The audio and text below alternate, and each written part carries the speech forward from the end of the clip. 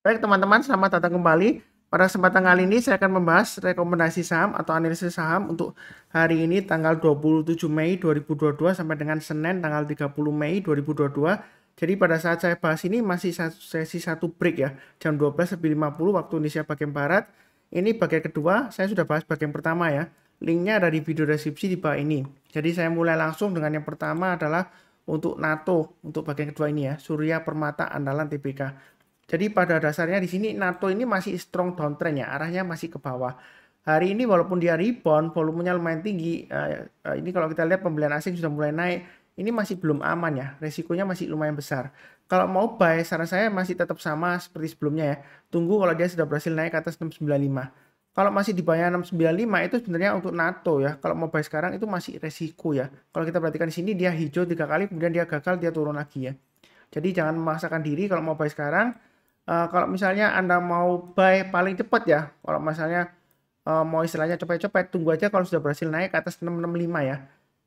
Ini saya sebutkan lebih amannya memang tunggu kalau dia naik ke atas 695. Tapi kalau misalnya nggak sabaran ya, lihat hijau kepingin buy ya, paling cepat ya di 665. Artinya kalau dia sudah berhasil naik ke atas 665, kita barusan buy.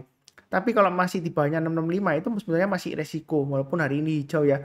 Jadi kadang-kadang beli saham itu kita nggak harus selalu nawar di harga bawah, enggak ya.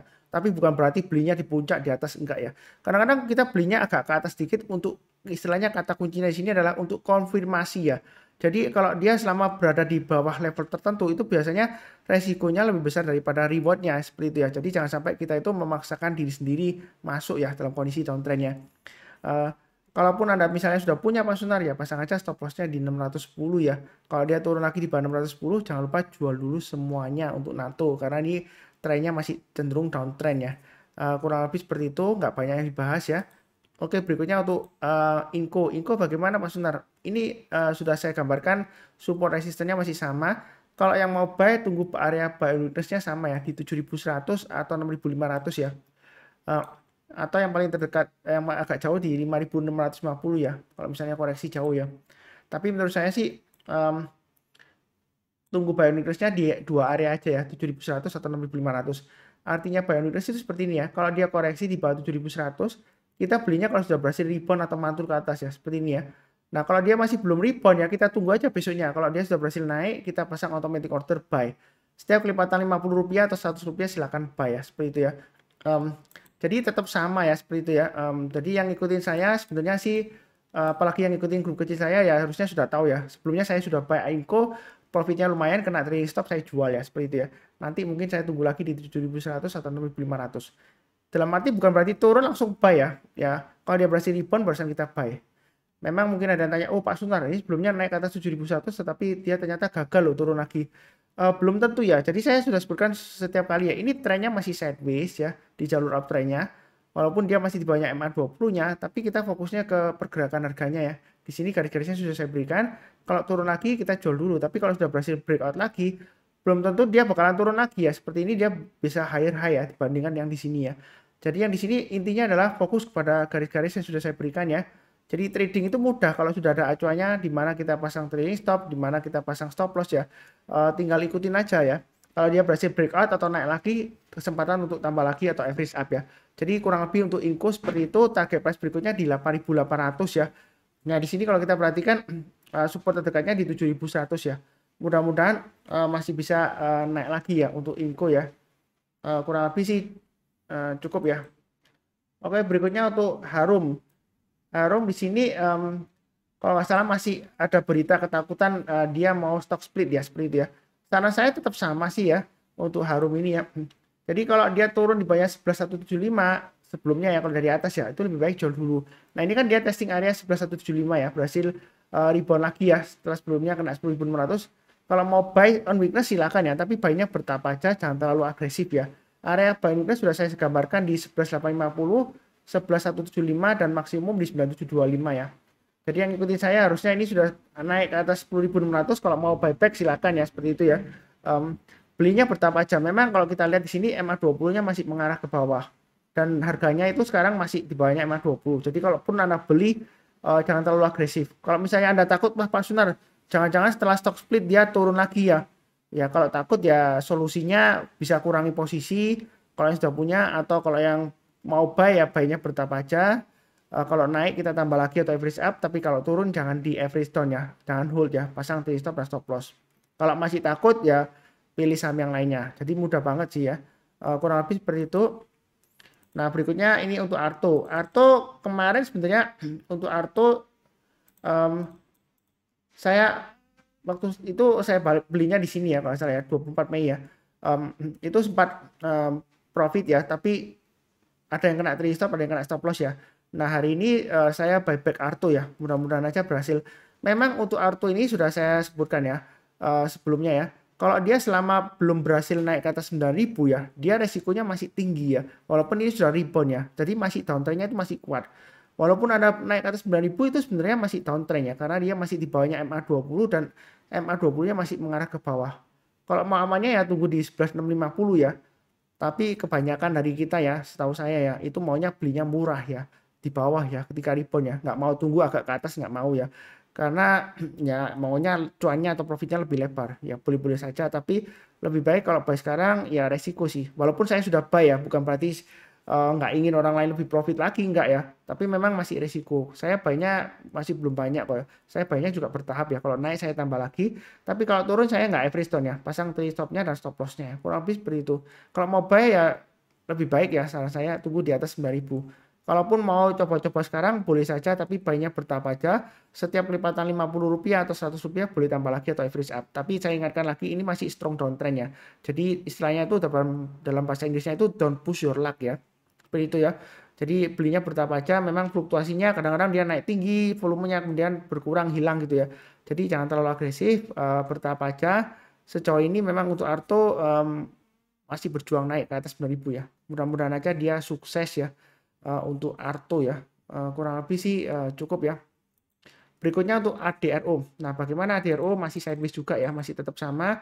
Kalau misalnya mau buy on weakness tunggu di 3.000 ya. Artinya kalau dia koreksi di bawah 3.000 berhasil rebound barusan kita buy. Buy-nya bertahap aja ya, setiap kelipatan 50 atau Rp100 barusan kita tambah lagi atau average up. Atau kalau mau tunggu di bawahnya lagi ya tunggu aja di 2.800 atau 2.600 ya. Seperti ini ya. Sebelumnya dia naik tinggi saya sudah gambarkan area buy on weakness-nya. Kalau dia berhasil naik ke atas 2.800 barusan buy. Kalau dia gagal ya jual dulu. Tapi kalau dia berhasil naik lagi ya buyback ya, seperti itu ya.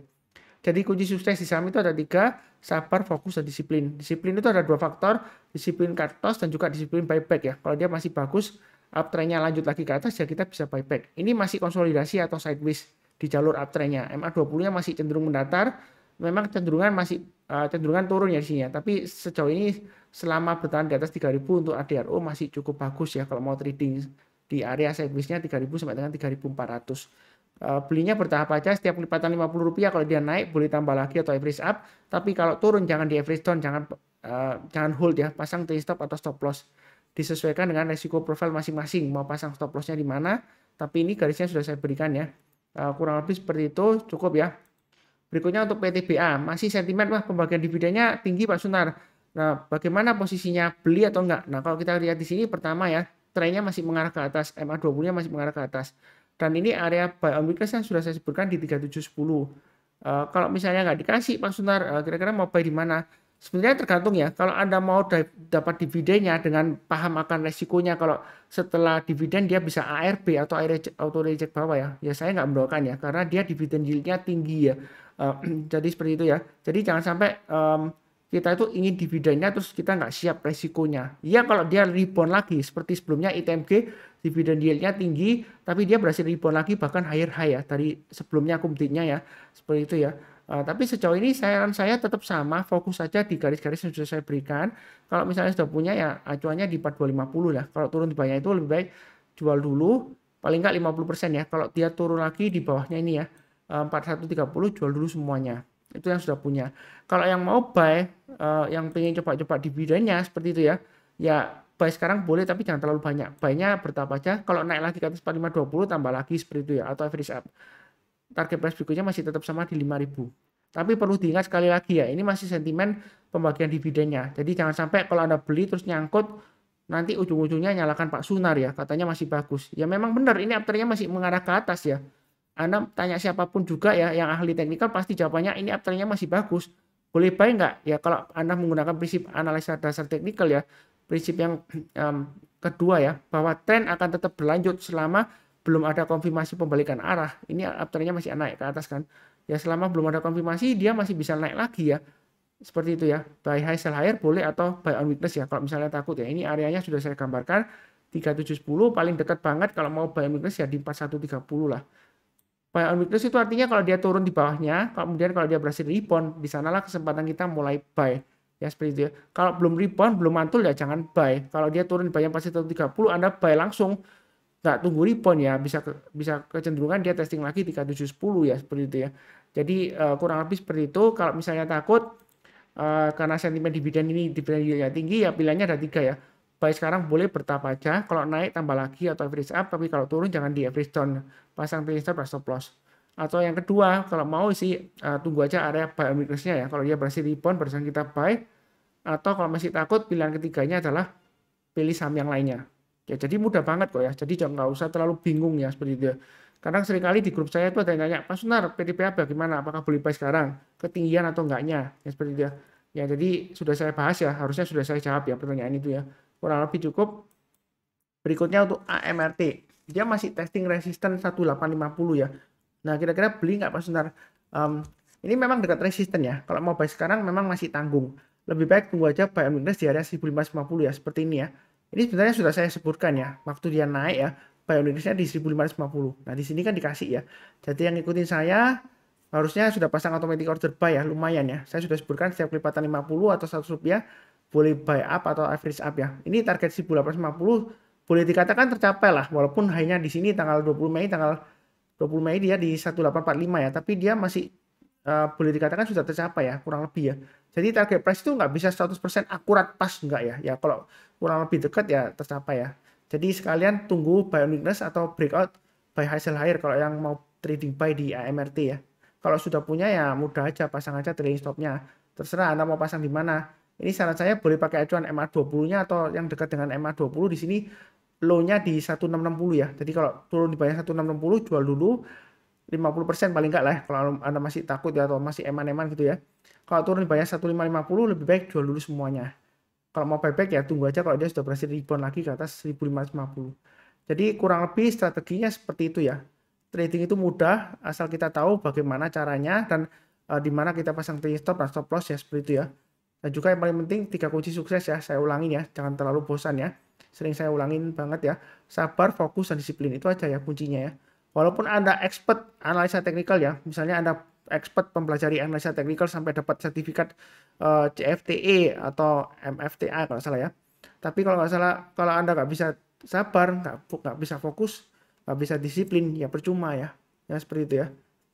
Kurang lebih sih seperti itu untuk AMRT. Oke, berikutnya untuk yang terakhir untuk Boga. Nah, Boga dia mulai naik ke atas 1350 tapi belum breakout ya. Ini masih testing 1350. Kira-kira bagaimana? Ini kan MA20-nya sudah mengarah ke atas. Buy on weakness yang sudah saya sebutkan sebelumnya di area 1380 ya. Jadi kalau mau buy Boga sekarang sebenarnya sih masih resiko ya. Karena saya sudah gambarkan di sini ya. Paling tidak kalau mau buy on weakness di area berikutnya 1350. Artinya kalau dia sudah berhasil naik ke atas 1350, kalau mau buy silakan ya. Ini ada dua area, 1380 dan 1350. Jadi buy-nya bertahap aja, naik ke atas 1350 kita buy, naik ke atas 1360 tambah lagi, naik ke atas 1380 tambah lagi dan seterusnya. Jadi intinya di sini ikutin aja garis-garis yang sudah saya berikan. Kalau misalnya angkanya nggak jelas ya angkanya ya, buram gitu ya. Resolusinya dinaikkan ke 1080p ya. Kalau misalnya ngomongnya Pak Sunar kecepatan ya setting playback videonya diperlambat ke 0,75 kali ya. Seperti itu ya. Memang saya terus terang aja kejar waktu dan yang saya bahas juga banyak. Dan juga saya nggak sempat cek berita ya. Jadi kadang-kadang kalau ada berita apa silakan info di bagian kolom komentar ya. Ini sudah saya gambarkan sebelumnya ya. Yang ikutin saya sebelumnya sudah profit di sini ya. Naik ke atas 1,50 buy dan seterusnya ya. Ini bisa aja terulang kembali ya. Jadi buy-nya tunggu aja ya. Kalau dia berhasil naik ke atas 1,50 menjelang penutupan kalau dia berhasil naik ke atasnya boleh buy. Buy-nya bertahap aja kalau mau trading di Boga. Tapi kalau dia gagal bertahan di atas 1350, ada kecenderungan dia masih testing lagi 1315 dan dia turunnya bisa dalam ya seperti itu ya. Bisa sampai di area kalau di area swing low sebelum berikutnya di 1295 ya. Jadi istilahnya kalau sekarang itu memang lumayan bagus ya reboundnya tapi jangan terlalu memaksakan diri ya. Kurang lebih seperti ya don't push your luck ya. Ini sebentar saya hitung ya, ada berapa saham yang sudah saya bahas, 3, 4, 5, 6, 7, 8, 9, 10, 11, 12, 13, 14, 15, 16. Jadi totalnya sudah 16 saham ya, sudah cukup ya. Kurang lebih sih seperti itu. Ini bagian kedua, kalau yang belum nonton bagian pertama silakan nonton. Seperti biasanya yang barusan kenal channel Saham Profit, jangan lupa subscribe, like, nyalakan lonceng notifikasinya. Terus kemudian kalau ada saran atau pertanyaan silakan tulis di kolom komentar ya. Kurang lebih sih seperti itu. Kemudian seperti biasanya saya doakan selalu semuanya selalu sehat, damai dan sejahtera selalu ya. Amin. Terima kasih banyak. Sekian.